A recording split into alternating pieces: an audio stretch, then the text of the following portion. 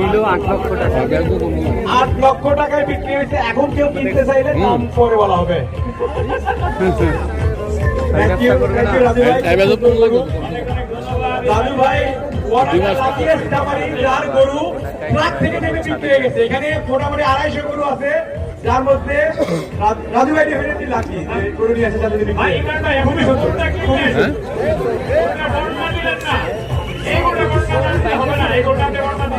গরুটা কি থেকে কিনছেন ভাই? গরুকে হস্তা হয়েছিল ভাই? এই গরু বর্ণনা দিতে হবে, এই গরু বর্ণনা দিতে হবে না। এই গরুটা আমার কাছে দেখে মনে হচ্ছে একটা শাহিওয়াল জাতের গরু।